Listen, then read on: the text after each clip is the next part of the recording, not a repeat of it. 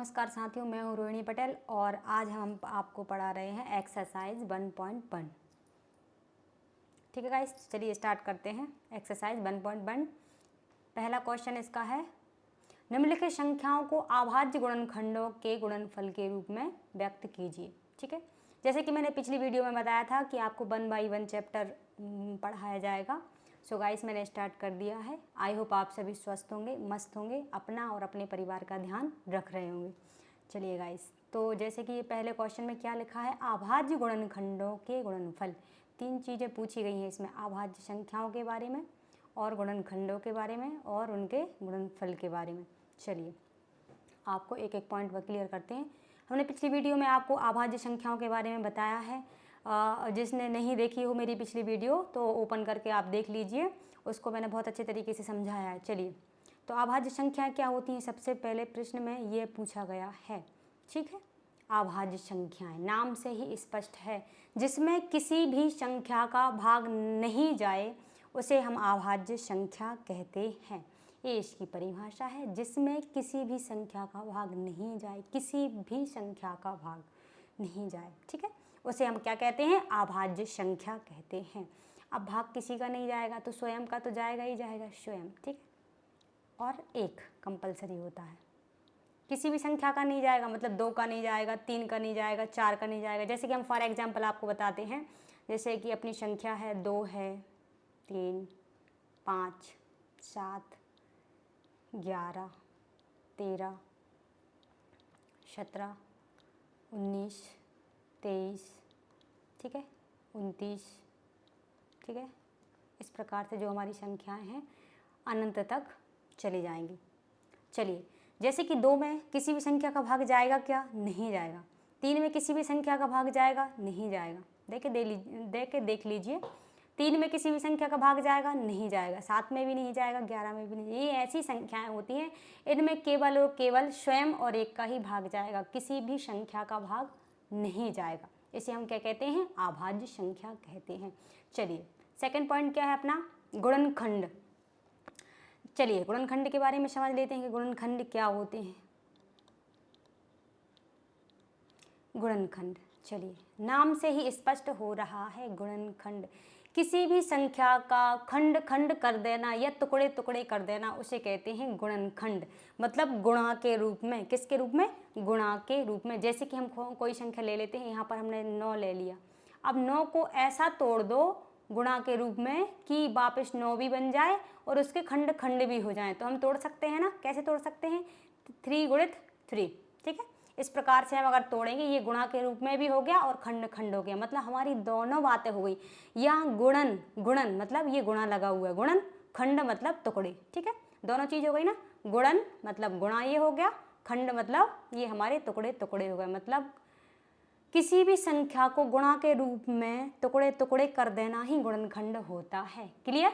चलिए और समझ लीजिए, एक आध संख्या और समझ लीजिए। जैसे कि हमने यहाँ पर 16 लिया, 16 को कर लीजिए। 16 को कैसे करेंगे, ऐसे लिख लीजिए, 2 गुणित 2 गुणित 2 गुणित 2। ठीक है, 2 दूना 4, 4 दूनी 8, 8 दूनी 16 हो गए ना। गुणा के रूप में हमारे टुकड़े टुकड़े हो गए। चलिएगा, समझ आया। किसी भी संख्या को गुणा के रूप में टुकड़े टुकड़े कर देना, उसे हल्का कर देना हमारा गुणनखंड कहलाता है। चलिए अब हम क्या पढ़ते हैं, गुणनफल पढ़ते हैं। चलिए गुणनफल के बारे में बता देते हैं। गुणनफल, चलिए गुणनफल समझ लीजिए। गुणनफल क्या होता है, जो हमारा गुणनखंड होता है उसी को हम जितना हो सके उतना छोटे रूप में लिख लें, सरल रूप में लिख लें, हमारा गुणनफल कहलाता है। ये हमारा गुणनखंड था। इसे हम छोटे से छोटे कैसे लिख सकते हैं, इस पे किसी की घात नहीं है तो किसकी घात है, 1 की घात। इस पे किसी की घात नहीं तो मतलब 1 की घात। इस पे 1 की घात, इस पे 1 की घात। तो आधार अगर समान होते हैं गुणा में तो घातें जुड़ जाती हैं, याद रखना। अगर आधार समान है ना, 2 2 2 2 गुणा में भी है। ठीक है, आधार समान हो गुणा में तो घातें कैसी होती हैं, आपस में जुड़ जाती हैं। तो 1 2 3 4, मतलब आंसर क्या जाएगा, 2 पे 4 की घात। ये हमारा गुणनफल हो गया। इस प्रकार से हम यहाँ लिख सकते हैं, 2 पे 4 की घात। आई बात समझ में आपको। चलिए उदाहरण के माध्यम से समझते हैं, हल कीजिए। पहला प्रश्न क्या है हमारा, पहला हमारा जो प्रश्न है, हल डाल लीजिए। आपको और क्लियर समझ में आएगा। 140 के क्या करना है हमें, प्रश्न पढ़िए फिर से। अभाज्य गुणनखंडों के गुणनफल के रूप में लिखना है। अभाज्य भी करना है, कैसे, जिसमें किसी भी संख्या का भाग नहीं जाए। अभाज्य संख्या भी बनाना है, वो भी गुणनखंड के रूप में बनाना है, फिर उसे गुणनफल के रूप में लिखना है। चलिए, तो हम गुणनखंड कैसे निकालते हैं, चलिए गाइस ये भी समझ लेते हैं। गुणनफल निकाल लीजिए 140 के। चलिए, जैसे कि किसी भी संख्या का गुणनखंड निकालने के लिए क्या देखा जाता है, लास्ट में सम विषम देखा जाता है। लास्ट में क्या देखा जाता है, लास्ट की जो हमारी डिजिट होती है वहाँ क्या देखा जाता है, सम संख्या देखा जाता है और विषम संख्या देखा जाता है, या फिर अभाज्य संख्या देखा जाता है। चलिए गाइस, तो यहाँ पर अगर सम संख्या हो तो हम सम का ही भाग लगाएंगे, विषम संख्या हो तो हम विषम का ही भाग लगाएंगे। सबसे छोटी संख्या से शुरू करते हैं, फिर हम बढ़ते जाते हैं, ठीक है। सबसे छोटी संख्या क्या होती है सम संख्याओं में, हमने पिछली वीडियो में सम विषम संख्याएं, पूर्ण संख्याएं, प्राकृतिक संख्याएं इत्यादि संख्याओं को बता दिया है। आप हमारी पिछली वीडियो ओपन कीजिए, आपको तुरंत मिल जाएगी, ठीक है। रोहिणी पटेल के नाम से, रोहिणी पटेल मैथ सर्च कर लेना। चलिए, 2 का भाग लगाएंगे, 2 सत्ते 14, 0 की 0। चलिए, फिर 2 से लगाइए, क्योंकि अभी 0 दिख रहा है ना हमारा। अब आप बोलोगे मैम सम में 0, तो आपने पढ़ा होगा ना सम संख्याएं, पिछली वीडियो में हमने पढ़ाया है कि 2, 4, 6, 8 इस प्रकार से 10 जो संख्याएं होती हैं, 10 में 0 आता है तो 0 लगा है तो 2 का भाग जाएगा ही, फिर से जाएगा तो 2 3 6 कितनी बार गया, 3 बार, 1 बचा, 2 पंजे 10, ठीक है। अब देखिए हमारी ये लास्ट में क्या दिख रहा है, विषम संख्या दिख रही है, ठीक है, और 5 दिख रहा है। कभी भी आपको अगर विषम संख्या में 5 दिख जाए तो आप 5 से लगाकर देख लीजिए। सबसे छोटी संख्या 5 में 5 को ही माना जाता है। 3 से लगाकर देख लीजिए, अगर 3 से नहीं जाएगा तो डेफिनेटली 5 में 5 का भाग तो जाएगा ही जाएगा, ठीक है। तो यहाँ पर हम 3 से अगर देंगे तो 3 से नहीं जा रहा है, ठीक है, ट्राई करके देख लीजिए, इसलिए 5 से ही जाएगा। तो 5 7 35। अब हमारी 7 कैसी है, अभाज्य संख्या है। विषम संख्या तो है ही, लेकिन कैसी है, अभाज्य संख्या। ये हमने ऊपर बताई है आपको, 2 4 2 5, ठीक है, 2 3 5 7 11, ठीक है, इस प्रकार जो हमारी संख्याएं हैं अभाज्य संख्या है। चलिए, तो 7 में किसका जाएगा, 7 में किसी भी संख्या का भाग नहीं जाएगा, हमने परिभाषा यही पढ़ाया आपको, ठीक है। तो 7 में किसका जाएगा, 7 का ही जाएगा। 7 एकम 7, एक बार गया, ठीक है, 7 एकम 7। ये हमारे क्या आ गए, अभाज्य गुणनखंड। अभाज्य गुणनखंड ये हमारी अभाज्य संख्याएं हैं और इसे हम गुणनखंड के रूप में लिख लेंगे। गुणनखंड के रूप में लिखना मतलब हमने क्या बताया है, गुणा के रूप में खंड खंड लिखना, टुकड़े टुकड़े को लिखना, ठीक है, गुणा के रूप में लिखना। तो कितने का निकाला है हमने, 140 का, 140 लिखा।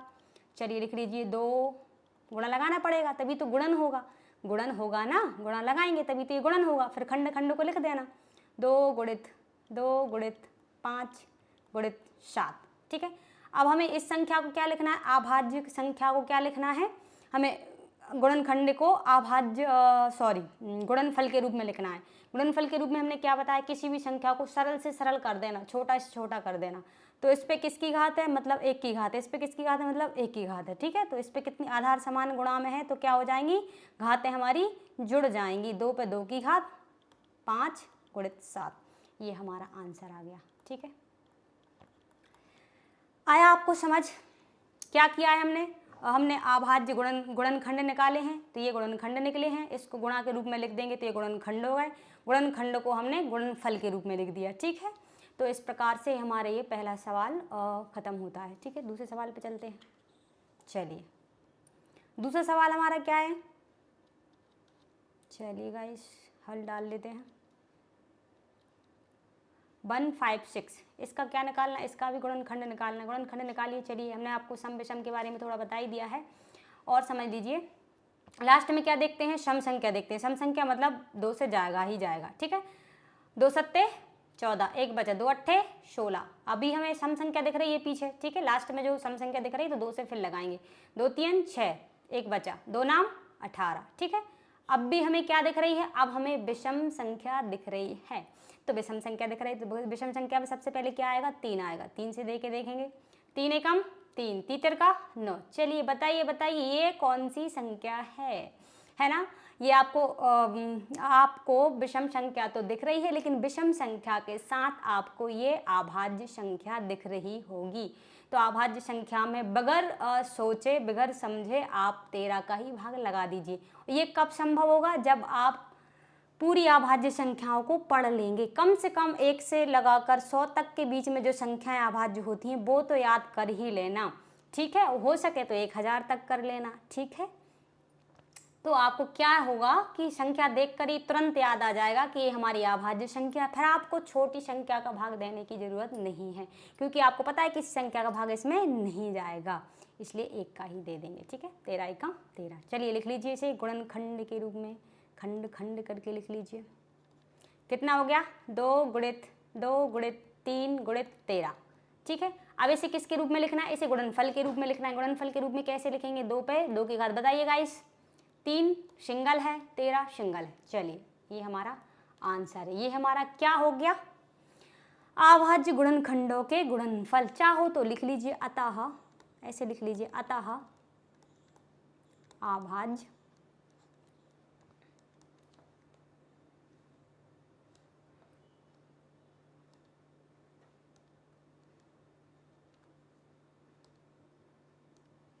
चलिए अभाज्य गुणनखंडों के गुणनफल,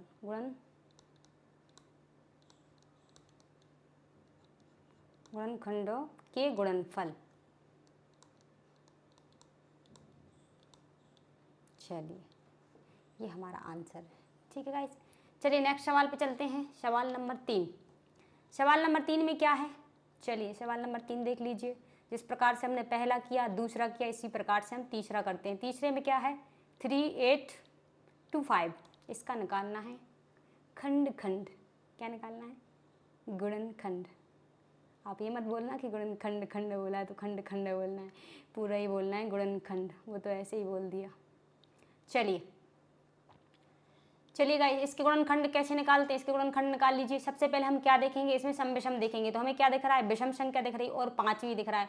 तो हम 5 से भी लगा सकते हैं। हमने क्या बताया था? अगर लास्ट में आपको 5 दिख जाए तो आपको 5 से लगाना जरूरी है, ठीक है। लेकिन एक बार 3 से ट्राई करके देख लेना, अगर जा रहा है तो दे लेना, नहीं तो 3 से भी 5 से भी चला जाएगा। अगर 3 से अगर चला जाए तो ठीक है, क्योंकि पीछे हमारा अगर 3 अगर आ गया तो हमें फिर देना पड़ेगा, तो क्रम से अच्छा रहेगा, ठीक है। 3 से देख ली, 3 एकम 3, 3 दूना 6, 2 बचे 22 हो गए, ठीक है। 30 आते 21, 1 बचा, 3 5 15, मतलब 3 से जा रहा है। कैसे दिया? चलिए हम बता दें। 3 एकम 3, 8 में दिया, 3 दूना 3 दूनी कितने हो गए? 6, 2 बचे तो कितने हो जाएंगे? 22, है ना। 30 आते 21, ठीक है, 1 बचा, 3 5 15। अब दे के देखिए 3 का। अब तो पॉसिबल नहीं होगा, दे दीजिए, अगर चला जाए तो अच्छी बात है। 3 चौके 12, ठीक है, 3 दूनी 6, मतलब जा रहा है। कैसे जा रहा है? चलिए गाइस हम आपको बताते हैं। 3 चौके 12, 3 दूनी 6, 6 मतलब 1 बचा, 15 हो गए, है ना। 3 5 15। अब तो नहीं जाएगा, अब तो दे के दे लीजिए, देख लीजिए अब कितने से जाएगा? अब 5 से ही जाएगा। 5 अट्ठे 40, 2 बचे 5 25, ठीक है। अब भी 5 से ही जाएगा। 5 एकम 5, 5 7 35। अब बताइए, अब फंसे आप। 17 कैसी संख्या है? अभाज्य, तो इसमें किसका जाएगा? 17 का जाएगा, है ना। बोलिए 17 का ही जाएगा ना। गलत तो नहीं कर रहे अपन, गलत मत करवा देना, ठीक है। चलिए, अरे ये तो पूरी लाइन चली गई, इसको फिर लाना पड़ेगा। चलिए, नहीं तो ये गड़बड़ हो जाएगा। टेढ़ी टाढ़ी चलिए रहने दीजिए टेढ़े। इसे गुणनखंड के रूप में लिखेंगे तो कैसे लिखेंगे? 3 8 2 5। इसके गुणनखंड क्या बनाया अपन ने? 3 गुणित 3 गुणित 5 गुणित 5 गुणित 17, ठीक है। इसे गुणनफल के रूप में लिख लीजिए। 3 पे कितने की घात? 2 की, 5 पे कितने की घात? 2 की, ठीक है, 17।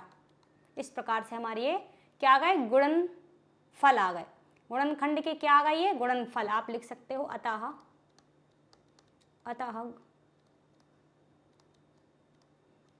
अभाज्य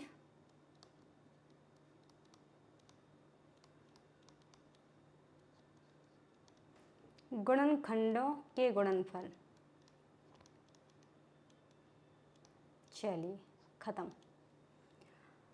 अब कौन से सवाल पे चलते हैं? अब अपना करना है कौन सा सवाल करना है?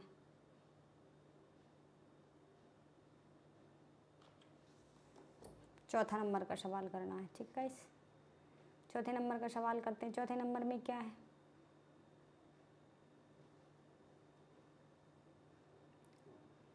सवाल नंबर 4। इसमें क्या है? इसमें क्या पूछा गया है? इसमें भी वही पूछा गया है 5005। इसका निकालना है गुणनखंड। ठीक है, इसमें आपको 5 पहले से ही दिख रहा है। अगर 3 देख लीजिए, अगर 3 से जा रहा है तो ठीक है, नहीं जाएगा तो 5 से जाना ही जाना है। अगर 3 से देंगे तो 3 एकम 3 20 हो जाएंगे, यहाँ पर 2 बचेगा ना, तो 3 छिंग 18, फिर यहाँ पर 20 हो जाएगा, 3 छिंग 18, फिर 2 बचेगा, है ना, 25 हो जाएगा। 3 8 24, 3 7 21, 3 8 24, 3 9 27, मतलब ना ज़्यादा भी हो रहा है कम भी हो रहा है, इसलिए अपन 3 से नहीं देंगे। तो किससे देंगे गाइस? 5। 5 एकम 5, 0 0, 5 एकम 5। अब दे के दीजिए, 5 से तो नहीं जाएगा, अब किससे जाएगा? अब 7 से दे के दीजिए, देकर देख लीजिए। 7 एकम 7, 3 हो गए, है ना, तो 7 चौके 28, 2 बचे, 7 या 21, मतलब 7 से जाएगा ही जाएगा। चलिए 7 एकम 7, कितने बचे? 3। ठीक है, 7 चौके 28, कितने बचे? 2, तो 21 हो गए, है ना, 3 7 21, 43। चलिए अब हम किससे देखें? फिर हमारे पास विषम संख्या है तो हम 7 के बाद 11 से लगाकर देखें। ठीक है, 11 एकम 11, 3 बच रहा, 33 हो जाएगा, मतलब जाएगा ही जाएगा। 11 से लगाकर देख लीजिए। 11 एकम 11, 3 बचे, 11 तिया 33। अब बताइए अब किससे जाएगा? अब तो भैया सभी को पता ही होगा, अब तो 13 से ही जाना है। अब तो रटा गई होगी आपको अभाज्य संख्या, है ना। वो क्यों नहीं रटाएंगे? क्योंकि 13 संख्या कुछ ज़्यादा ही आ रही है ना। 5 गुणित 7 गुणित 11 गुणित 13। चलिए इसे हम अगर गुणनफल के रूप में लिखेंगे तो लिखने की आवश्यकता है नहीं, क्योंकि कोई भी संख्या डबल है ही नहीं, इसलिए हमारा आंसर यही हो जाएगा। चलिए लिख दीजिए, यहाँ पर क्या लिखना है? अतः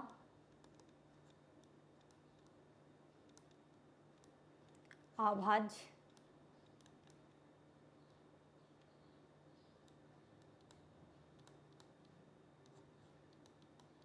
गुणनखंडों के गुणनफल।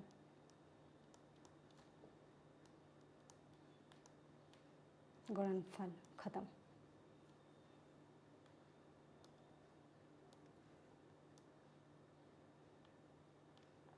चलिए नेक्स्ट सवाल पे चलते हैं। सवाल नंबर 5 और कर लेते हैं। चलिए गाइस, आया समझ? 5वें नंबर सवाल में क्या कह रहा है ये? सवाल नंबर 5,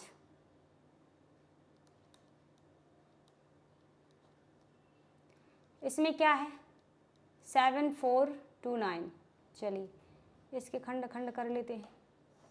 लाइन टेढ़ी टेढ़ी हो जाती है।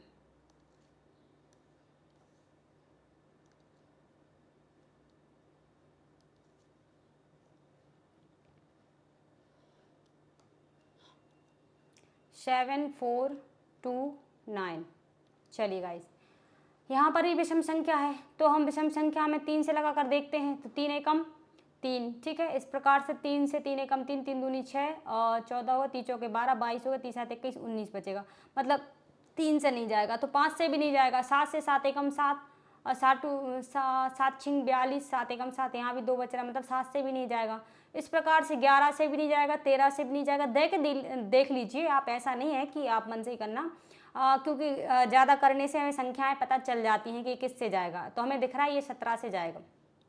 कैसे जाएगा? 17 का पहाड़ा ऐसा पढ़ो कि 74 से ज़्यादा नहीं जाना चाहिए। 17 चौके 68, ठीक है, कितनी बार गया? 4 बार। 17 चौके 68 हो गया, ठीक है। तो 74 में से 68 जाएंगे तो कितना बचेगा हमारा? 6 बचेंगे। 6 ही बच रहा है ना, है ना, हाँ। चलिए तो 6 बचेंगे तो ये कितना हो जाएगा? 62। 17 से फिर देखिए,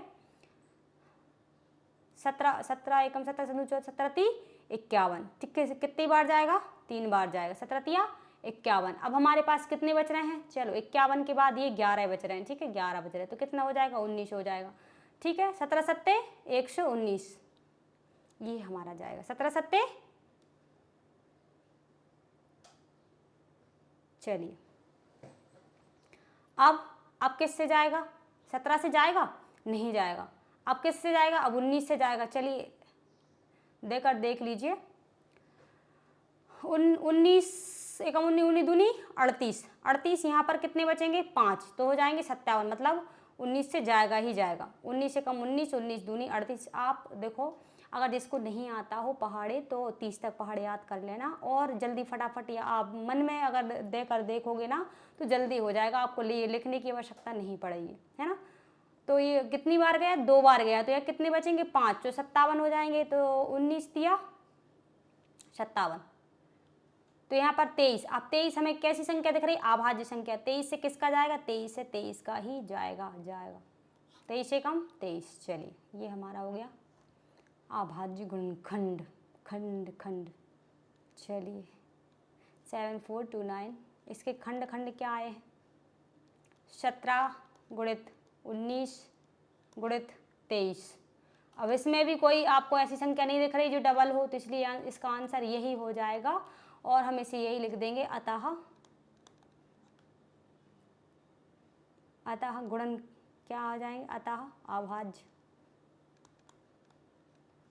अभाज्य गुणनखंडों के गुणनफल, खंडों के गुणनफल।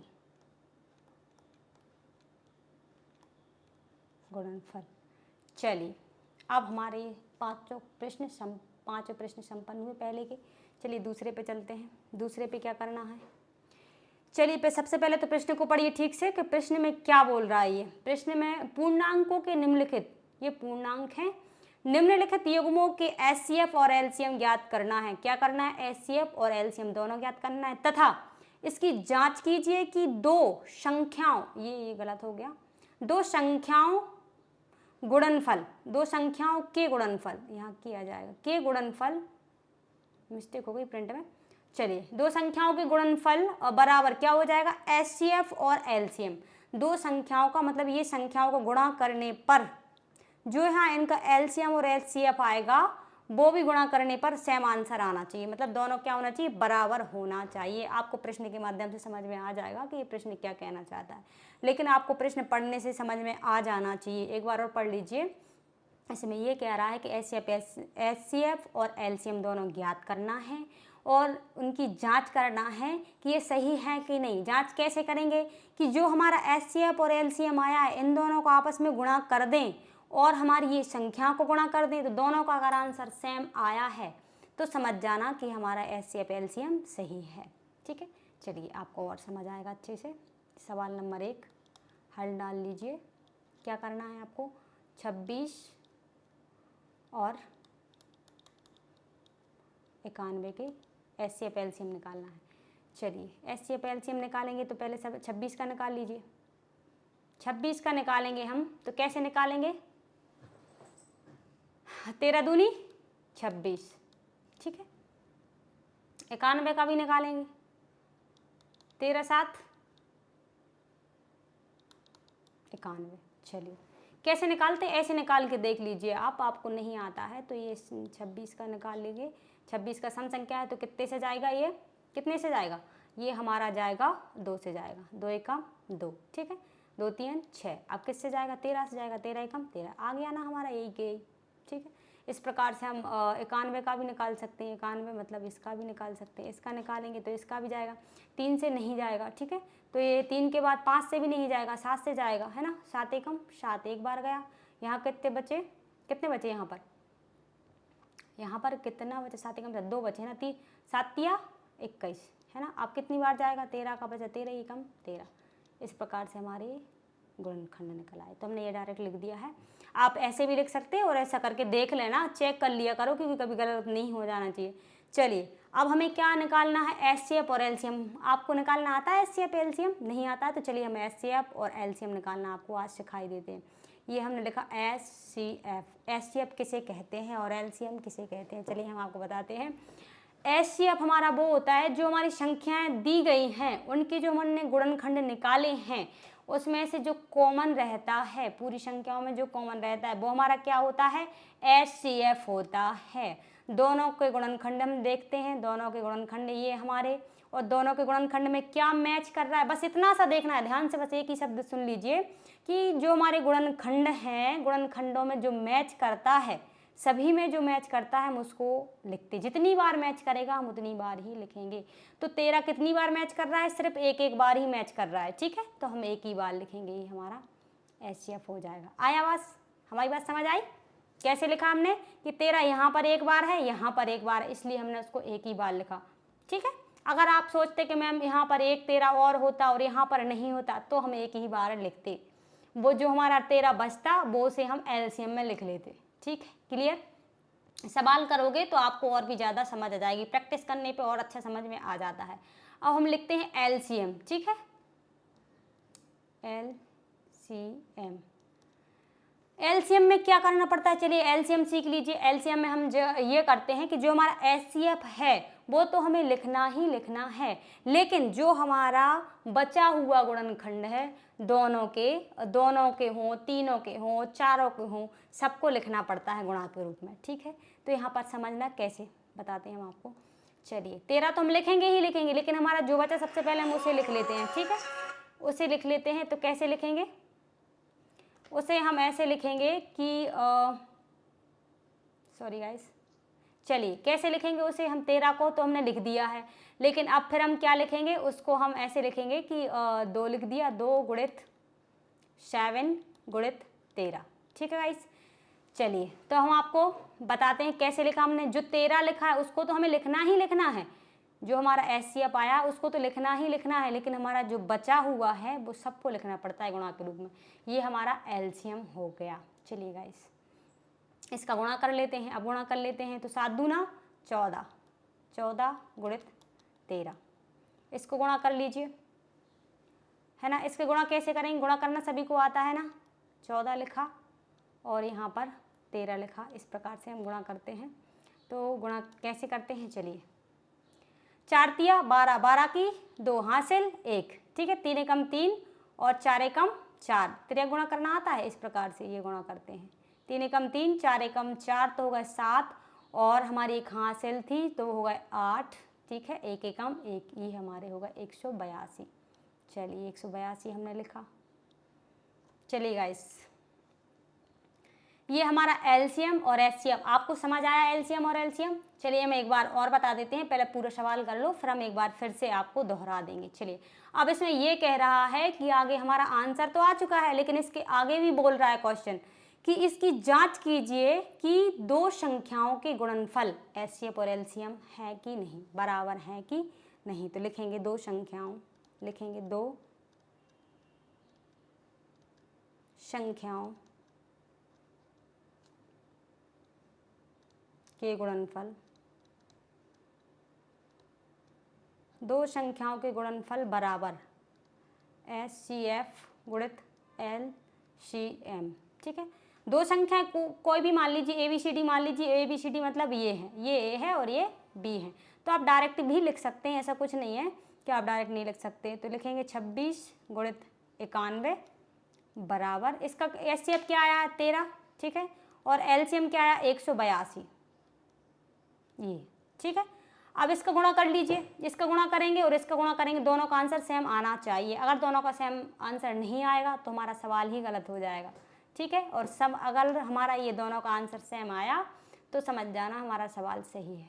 कैसे, 13 करेंगे, 13 दूनी 26, ठीक है, हासिल 2, करना आता है ना गुणा, 13 अट्ठे 104, 104 और 2 106, 106 की 6 हासिल कितना आया 10, ठीक है, 13 एकम 13, 13 और 10 23, ये हमारा आ गया 23।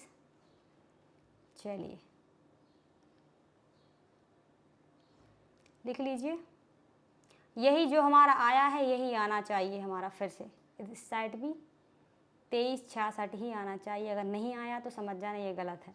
तो यहाँ पर करके देख लीजिए, ये हमने 91 लिखे, यहाँ पर ये हमने 26 लिखे। इसका गुणा करेंगे, कैसे करेंगे, 6 एकम 6 है ना, ऐसे ही करेंगे ना, 6 एकम 6 और 9 पन्ना 45, 9 इंचिंग 54, 2 एकम 2, 54 और 2 56, 56 की 6 हासिल 5, 9 दूनी 18, 18 और 5 23। आया ना, आया, बराबर बराबर। तो ये आ जाएगा 23 66। ये हमारे आंसर बराबर बराबर हो गए। मतलब इसका मतलब यह है कि हमारा आंसर सही है। हमने जो किया है वो हमने जांच कर ली जांच, यही बोल रहा था इसमें, यही कह रहा था कि दो संख्याओं का गुणनफल, ये दो संख्याओं का गुणनफल होगा। गुणनफल हमने आपको बताया ना कि जो हमारे खंड खंड होते हैं उनको गुणा के रूप में लिख देना ही गुणनफल होता है। तो हमने गुणनफल ये हमारा ये था और एचसीएफ हमारा ये था, दोनों को गुणा किया तो ये दोनों 23 66 बराबर बराबर आ। इसका मतलब ये हमारा आंसर सही है। ये हमारा रफ कार्य था थोड़ा समझाने के लिए। चलिए ये हमारा आंसर है। आपको नेक्स्ट सवाल पे चलते हैं। आया समझ? चलिए अब दूसरा करेंगे तो और अच्छे से समझ आ जाएगा। दूसरा सवाल क्या है? दूसरा सवाल लिख लीजिए, हल।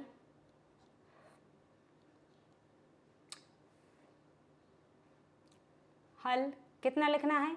510 और 92। इसका सबसे पहले हम गुणनखंड निकालेंगे।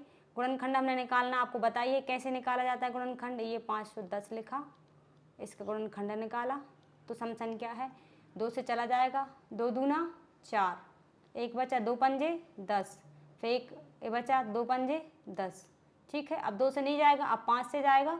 5 से जाएगा कि 3 से जाएगा? 3 से देख लीजिए, 3 8 24 है ना, तो 1 बचा है, मतलब 3 से भी जाएगा। चलिए देकर देख लीजिए, जो भी हो चला जाए तो ठीक है। 3 8 24, 1 बचा, 3 5 15।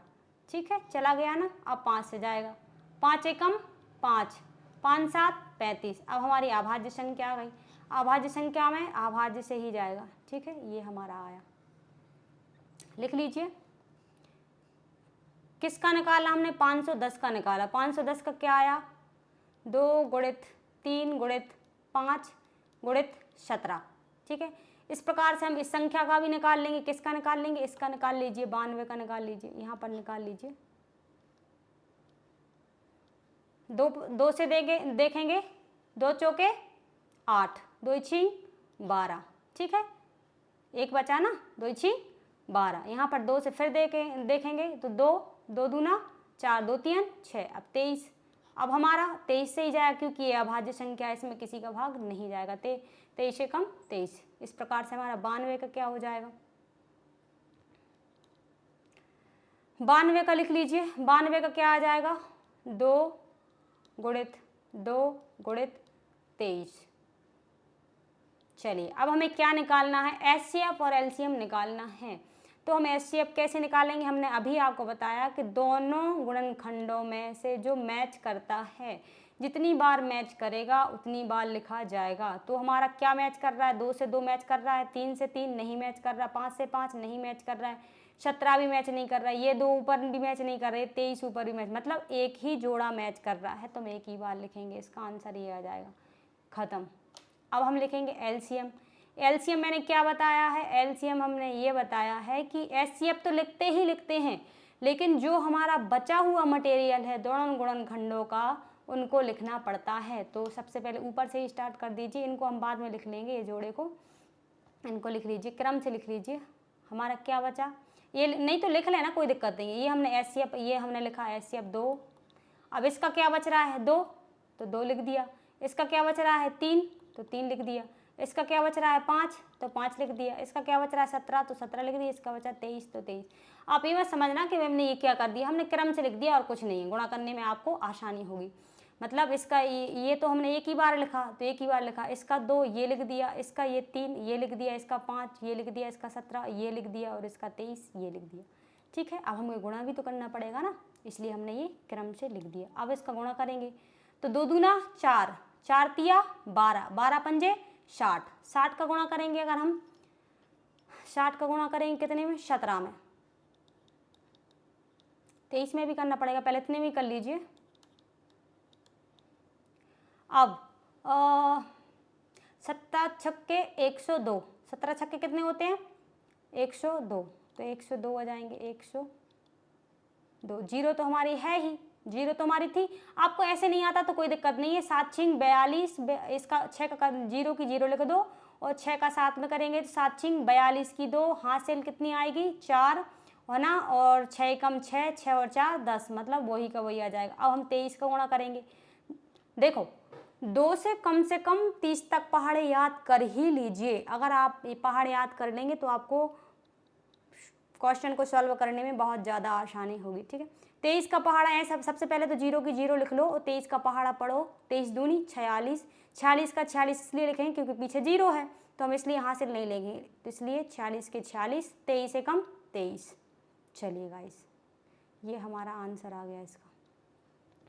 ये क्या निकल के आया? हमारा LCM निकल के। अब हमें क्या लिखना है इसमें? ये पूछा गया है कि दो संख्याओं, ये यहाँ पर भी ऐसा कर देना, दो संख्याओं का गुणनफल, के गुणनफल और फिर HCF बराबर लिखना है। तो हम दो संख्याओं का LCM लिख लीजिए। दो संख्याओं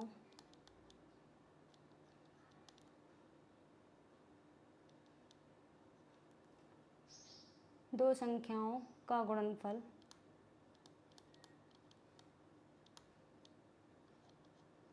गुणनफल बराबर LHCF इंटू LCM, ठीक है।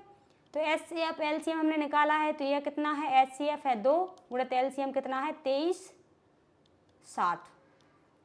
चलिए, दो संख्या हमारी क्या क्या थी? हम ये दूसरा सवाल कर रहे हैं, दो संख्या हमारी ये थी, तो दो संख्या लिख लीजिए 510 गुणित 92।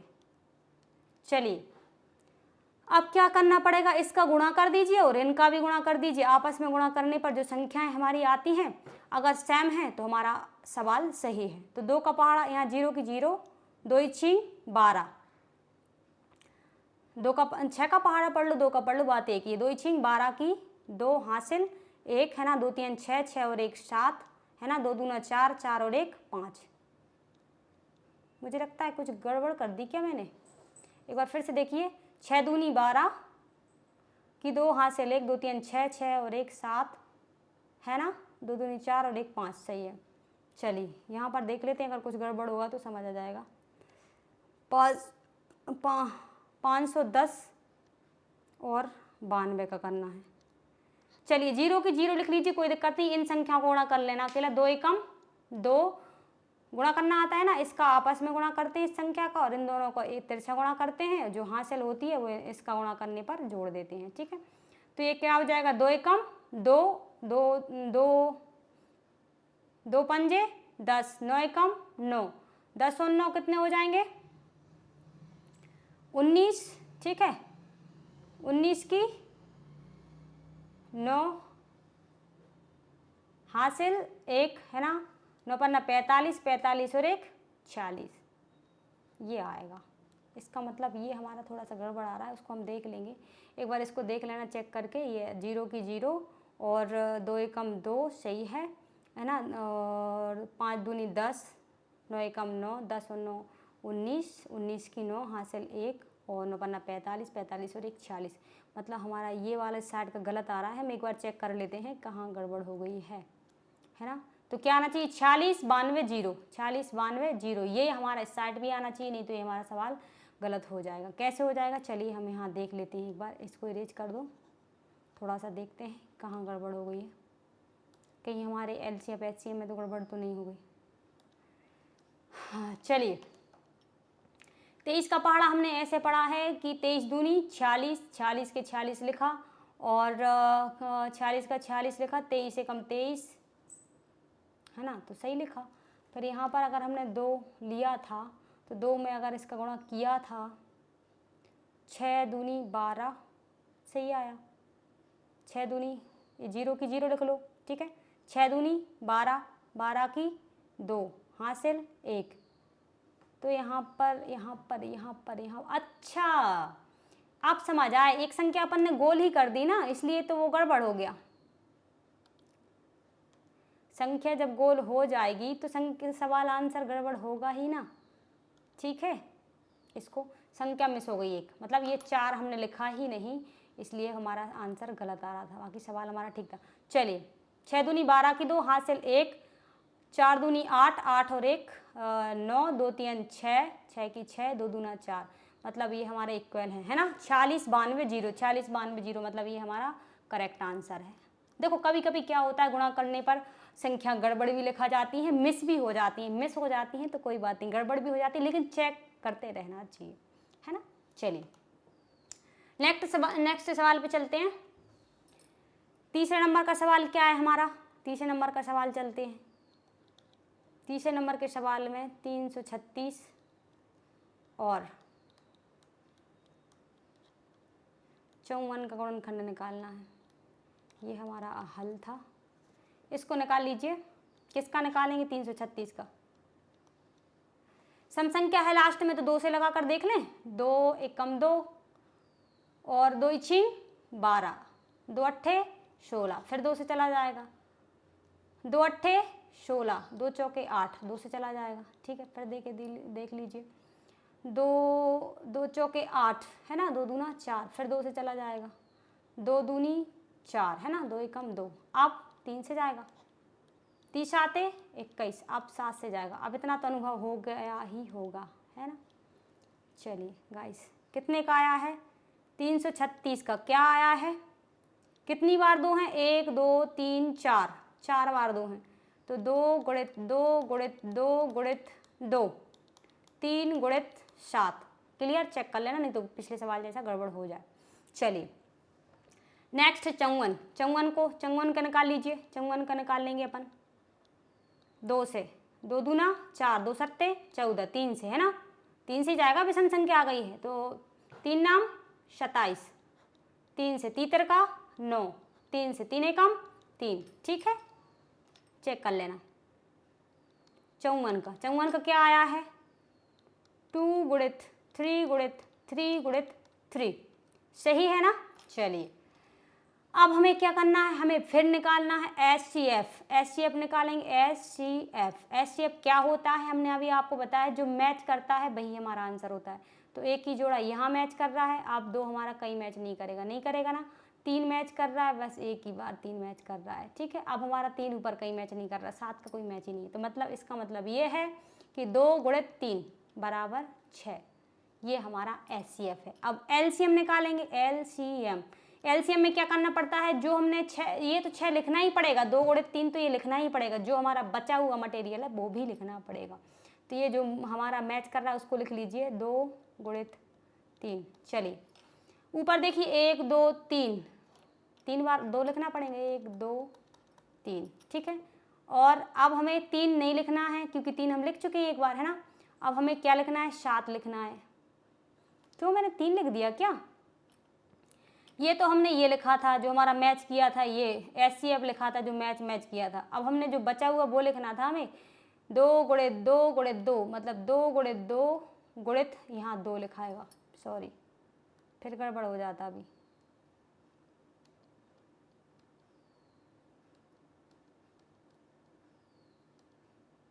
चलिए यहाँ पर अपन 2 को 3 बना देते हैं, 3 को 2 बना देते हैं। चलिए ठीक है, अब क्या लिखना है, 7 बचा हुआ है तो 7 लिख दिया। नीचे आ जाइए, तो 2 तो हमारा चला गया, 3 भी चला गया। अब हमें क्या बचा, 3 गुणित 3 लिखना है अकेला, 3 गुणित 3। अब इसे क्रम चाहो तो क्रम से लिख लो, नहीं तो कोई दिक्कत नहीं, ऐसा भी लिखा रहने दो, कोई दिक्कत की वाली बात नहीं है ना। इसका गुणा ही तो करना है, 2 3 6 है ना, 6 दूनी 12, 12 दूनी 24, ठीक है। यहाँ पर 24 आ गया, यहाँ तक 24 आया, कैसे आया, 2 3 6, 6 दूनी 12, 12 दूनी 24, तो 24 लिख लो, फिर यहाँ पर गड़बड़ हो जाएगा वरना।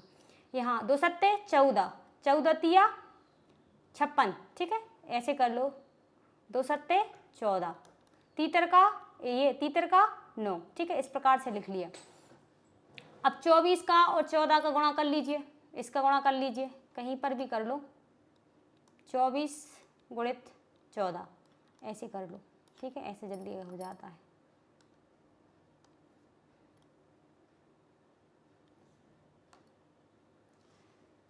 कहाँ गया हमारा सवाल, चलिए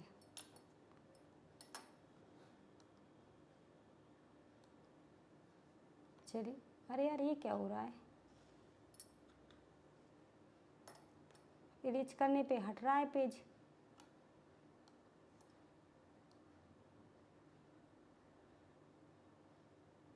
डर के हटा रहा है कहीं हट नहीं जाए। चलिए चलिए गाइस, इसका गुणा करते हैं। तो क्या बताया हमने, ऐसे 4 एकम 4, 4 दूना 8 है ना, 2 दूनी 4, 4 दूनी कितने होगा यहाँ पर, इसका गुणा करेंगे 4 दूनी 8, 4 एकम 4, 8 4 12, 12 की 2 हासिल 1 है ना, 2 एकम 2 और 1 3, ये हमारा आ गया। अब इसमें किसका गुणा करना है, इसमें 9 का गुणा अभी यहाँ यहीं कर देना, ठीक है, जल्दी हो जाएगा। ये समझ तो आया कैसे किया मैंने, ये 24 को लिखा और 14 का लिखा, तो मतलब इसका अगर दो संख्याएं एक समान होती हैं, संख्याएं दो दो होती हैं, दोनों गुणा में दो दो संख्याएं, तो हम इस प्रकार से गुणा कर लेते हैं। कैसे करते हैं, इनका आपस में गुणा कर देते हैं, तो ये हो जाएगा 4 चौके 16, सो गलत हो गया पर यहाँ पर भी। चलिए एक बार फिर से देख लेते हैं क्या गड़बड़ हो गई, पूरा क्यों मिटा दिया मैंने। देखो ऐसे करते हैं, हम आपको समझ आ जाएगा। 24 लिखा और इनटू में कितने लिखा, 14 लिखा, ठीक है। इसको आपस में गुणा करते हैं, तो 4 चौके 16, 16 की 6 हासिल 1 है ना, 2 चौके 8 और 4 एकम 4, 8 4 कितने हुए 12, 12 और 1 हासिल था ही 13, 13 की 3 हासिल फिर 1 है ना, 2 एकम 2, 2 और 1 3 है ना, ये आ गया। अब इसमें 9 का गुणा और कर दो यहीं पर, 9 पन्ना 45, 9 इंचिंग 54, 54 की 4 हासिल कितना आ जाएगा 5 है ना, 9 तिया 27, 27 और 5, 27 और 5 कितने हो जाएंगे 32, 32 हासिल 3 आ जाएगा है ना, 9 तिया 27, 27 और 3 30 हो जाएगा, ठीक है। ये हमारा आंसर आ गया, इसका कितना आ गया 30 24। चलिए गाइस, अब हमें क्या करना है, हमें यहाँ पर करना है, पसीना आ रहा है गाइस। चलिए दो संख्याओं को क्या करना है, हमें चेक करना है। तो दो संख्याओं यहाँ लिखेंगे,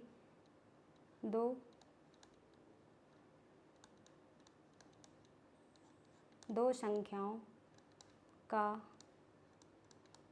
गुणनफल बराबर क्या है, HCF इंटू LCM, ठीक है गाइस। तो LCM HCF हमारा पता ही है, HCF कितना है 6, LCM कितना है 30 24, ठीक है, ये लिख दिया हमने। अब इसका दो संख्याओं को गुणनखंड लिख लीजिए, 336 गुणित 54। अब हम इनका गुणा करेंगे और इसका गुणा करेंगे, तो अगर आंसर सेम आया तो हमारा सवाल सही है। तो 6 का गुणा हम कितने में करेंगे, इनमें करके देख लीजिए। तो 6 चौके 24, 24 की 4 हासिल 2, 6 दूनी 12, 12 और 2 कितने हो जाएंगे 12 और 2 14, 14 के 14 ही लिख दें अपन, क्योंकि यहाँ पर 0 है ना, और 6 तिया 18, ये आ जाएगा हमारा 18 144। चलिए इनका करके देख लीजिए, गड़बड़ तो नहीं हो रहा कुछ। चलिए देख लीजिए एक बार, ये हो जाएगा 36, 336 गुणित 54, 4 का करेंगे, 6 चौको 24, 24 की 4 हासिल 2, ठीक है, और 4 तिया 12, 12 और 2 14, 14 की 4 हासिल फिर 1 है ना, 4 तिया 12, 12 और 1 13, 12 और 1 13, ठीक है।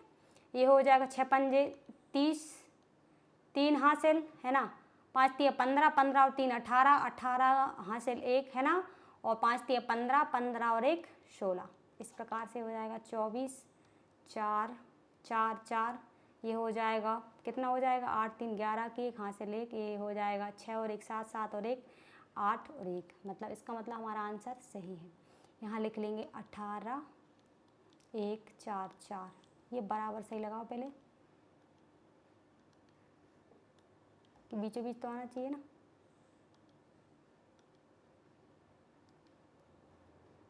ये लिखा, इसका मतलब हमारा आंसर सही था। दोनों पक्ष अगर हमारे बराबर आ जाएं तो समझ जाना ये हमारा सवाल सही है। चलिए नेक्स्ट सवाल की ओर चलते हैं।